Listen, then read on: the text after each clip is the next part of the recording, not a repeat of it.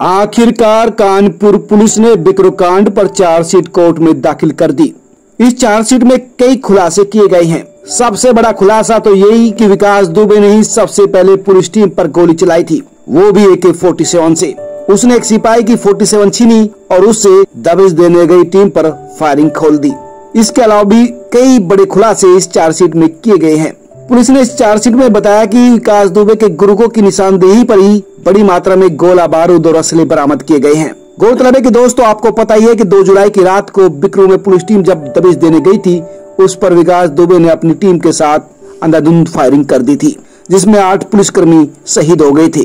तो आइए दोस्तों जानते हैं कि इस चार्जशीट में पुलिस ने क्या बड़े खुलासे किए हैं। पुलिस ने इस चार्जशीट में दिखाया गया है कि 23 असले और बड़ी मात्रा में देसी बम और गोला बारूद बरामद किए गए हैं। बिकरू कांड में पुलिस ने बाहरी से लोगों को आरोपी बनाया है, जिसमें विकास दुबे समेत 6 लोगों को एनकाउंटर में मारा गया है। विकास और उसके गुर्गों ने पुलिस से 3 पिस्टल, 1 इंसास राइफल और 1 AK-47 छीनी थी। पुलिस ने इन सभी असलाहों को बरामद कर लिया है। इसके अलावा पुलिस का कहना है कि विकास दुबे ने एक नक्शा तैयार किया था।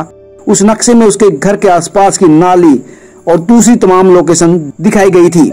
नक्शों को 4 भागों में बांटा गया था, पूर्व, पश्चिम, उत्तर, दक्षिण। और इसी नक्शे के हिसाब से उसने अपने बदमाशों को पोजीशन संभालने की नसीहत दी थी और इसी आधार पर उसने पूरी तैयारी के साथ ही हमला किया था। साथ ही विकास दुबे के खजांची यानी जय वाजपेयी ने विकास को उपलब्ध कराए थे कारतूस और नकदी, यानी जय वाजपेयी पर भी बड़ा आरोप इस चार्जशीट में लगाया गया है। साथ ही शहीद CO देवेंद्र मिश्रा का तत्कालीन SSP को लिखा गया पत्र भी जांच में सही पाया गया। इस पत्र से ही पुलिस विभाग में हड़कंप मच गया था। साथ ही चार्जशीट में खुलासा किया गया कि विकास दुबे CO देवेंद्र मिश्रा और शिवराजपुर के उस समय के SO देवेंद्र यादव से निजी खुन्नस थी। वो इन दोनों से खुन्नस रखता था। साथ ही दबिश के दौरान विकास दुबे अपने गुर्गों से कारतूस के खोखे इकट्ठे करने की बात कह रहा था, यानी जितनी गोली चला रहा था उनके खोखे भी वो लगातार इकट्ठा करवा रहा था। साथ ही इस चार्जशीट में कहा गया है कि महिलाओं को दबिश के दौरान रेकी करने का काम सौंपा था। पुलिस कर्मियों की लोकेशन महिला ही बदमाशों को बता रही थी। बदमाश बताई गई लोकेशन पर पुलिस कर्मियों को टारगेट कर रहे थे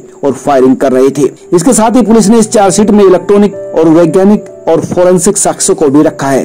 तो दोस्तों, ये थी कानपुर पुलिस की चार्जशीट जो विकास दुबे पर उसने कोर्ट में फाइल की है, जिसमें कई बड़े खुलासे हुए हैं। सब्सक्राइब करें, लाइक करें और अपने दोस्तों के साथ शेयर भी करें।